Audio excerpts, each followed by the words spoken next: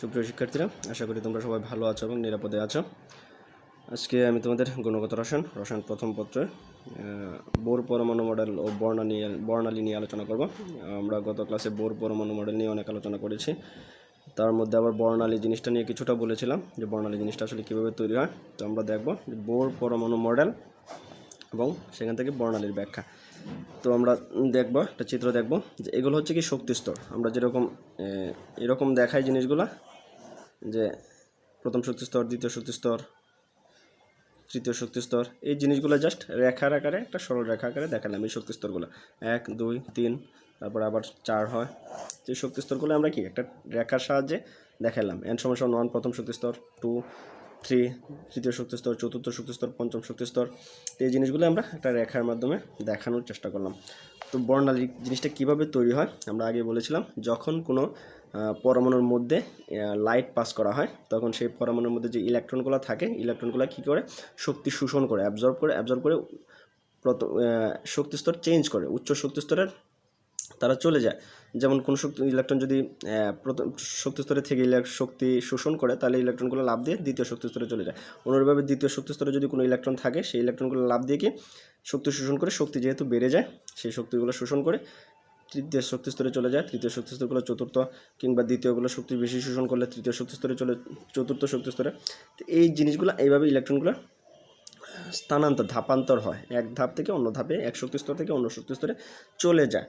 তো সেই যে লাইটটা আমরা পাস করলাম কোনো পরমাণুর ভিতরে, সেই লাইটটা যদি আমরা আবার সরিয়ে নিই, সেই লাইটটা যদি আবার অফ করে দিই, তাহলে কি হয়, যে অতিরিক্ত শক্তি শোষণ করেছে সেই শক্তিটা আবার সে ছেড়ে দিয়ে তার আগের অবস্থানে, মানে কি তার পূর্বের বাসস্থানে যেমন কেউ কোনো জায়গায় বেড়াতে যাওয়ার পরে আবার যখন সে ফিরে আসে, তার নিজের বাসস্থানে ফিরে আসে, ঠিক সেই রকম যে ইলেকট্রনগুলো শক্তি শোষণ করে, অতিরিক্ত তার যে শক্তি, তার চেয়ে বেশি পরিমাণ শক্তি তাকে দেওয়া হয়, সে সেই শক্তিটা শোষণ করে, শক্তি শোষণ করে সে উচ্চ শক্তি স্তরে চলে যায়। কিন্তু আমরা যখন সেই লাইটটা বন্ধ করে দেব, সেই শক্তিটা সাপ্লাইটা বন্ধ করে দেব, তখন সে কি, যে সে যতটুকু শক্তি শোষণ করেছিল সেই শক্তিটা ছেড়ে দিয়ে তার আগের অবস্থানে, আগের কক্ষপথে, মানে প্রথম শক্তি স্তরে যে ছিল সে প্রথম শক্তি স্তরে ফিরে আসবে, দ্বিতীয় শক্তি স্তরে যে ছিল তা উপর থেকে নিচের দিকে সে চলে আসবে।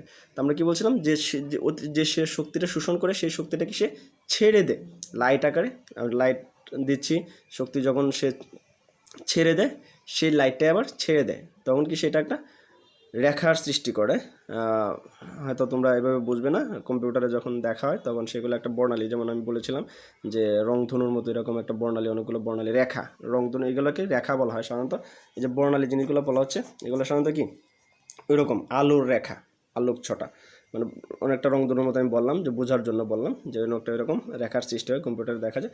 তো এই জিনিসটা হচ্ছে কি, যখন কোনো ইলেকট্রন নিজের শক্তি স্তরে ফিরে আসে, তখন সেই লাইটটা ছেড়ে দেয়।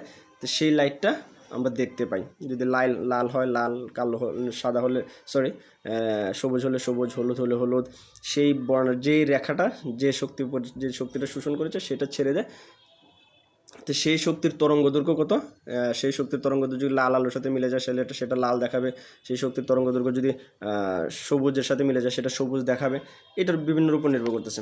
তো এই জিনিসগুলো হচ্ছে কি বর্ণালী, এগুলো হচ্ছে বর্ণালী রেখা। আমরা বই দেখবে বর্ণালী বলা হয় রেখা। তো এই জিনিসগুলো ব্যাখ্যা করার জন্য বিভিন্ন সময় বিভিন্ন বিজ্ঞানী ব্যাখ্যা করেছেন। লাইমেন্স, তাদের নাম অনুসারে এই রেখাগুলোর নাম হয়েছে Lyman series, Balmer series, Brackett series, প্যাস্ট্যান্ড, ফোন সিরিজ। তো দেখা যাচ্ছে আমরা একটা জিনিস দেখতে পাচ্ছি, ইলেকট্রন যখন শক্তি ছেড়ে দিয়ে বিভিন্ন কক্ষপথ থেকে, মানে উচ্চ শক্তি স্তর থেকে, একের অধিক উপরের শক্তি স্তর থেকে, যেমন দ্বিতীয়, তৃতীয়, চতুর্থ, পঞ্চম শক্তি স্তর কিংবা অষ্টম, সপ্তম, নবম, যাই হোক শক্তি স্তর থেকে যখন কোনো ইলেকট্রন ওই প্রথম শক্তি স্তর থেকে অন্য যে কোনো শক্তি স্তরে গিয়ে লাইট ছেড়ে দিয়ে আবার তার আগের অবস্থানে ফিরে আসে, যদি সেটা হয় প্রথম কক্ষপথে ফিরে আসে, তাহলে যে রেখাগুলো দেখা যাবে, বিভিন্ন রেখা দেখা যাবে, তো সেটা হচ্ছে কি লাইমেন সিরিজ। অনেকগুলো যে বর্ণালী, এইগুলোর নাম করার জন্য লাইমেন সিরিজ। এই যেরকম, যেমন প্রথম শক্তি স্তরে ফিরে আসছে, চতুর্থ শক্তি স্তর থেকে যদি এরকম ফিরে আসে, বিভিন্ন শক্তি স্তর থেকে যদি প্রথম শক্তি স্তরে ফিরে আসে, তাহলে যে রেখাগুলো পাবো সেই রেখাগুলোর নাম দেওয়া হয়েছে লাইমেন, বিজ্ঞান নাম অনুসারে, যে যাই বলি না কেন লাইমেন সিরিজ।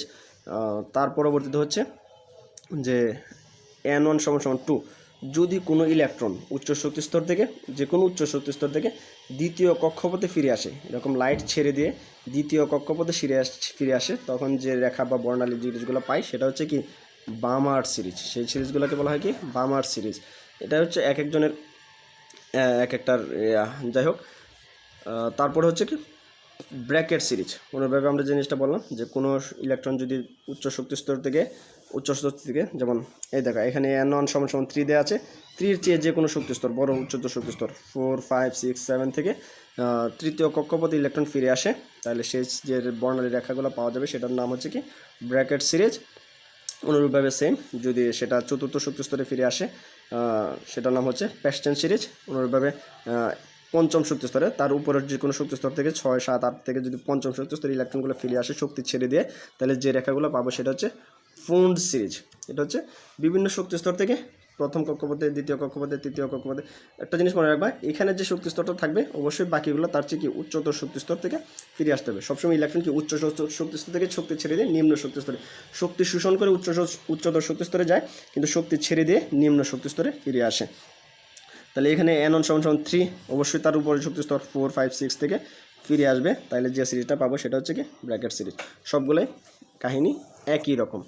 তারপরে যে লাইটটা ফিরে আসে সেই লাইটটার তরঙ্গ দৈর্ঘ্য কীরকম সেটার জন্য একটা সমীকরণ ব্যবহার করা হয়। সেই সমীকরণটা হচ্ছে ভি বার তরঙ্গ সংখ্যা যেটা আমরা বলি। তারপরে কি 1/v বার = 1/λ। এটা কি ল্যামডা হচ্ছে কি তরঙ্গ দৈর্ঘ্য।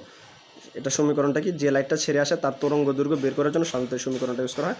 সেই সমীকরণটা হচ্ছে কি 1/λ = কি RS রিডবার্গ ধ্রুবক যেটাকে বলা হয়, যার মান হচ্ছে 1.09678 × 10⁷ পার মিটার। এটা হচ্ছে কি রিডবার্গ ধ্রুবক বলা হয়।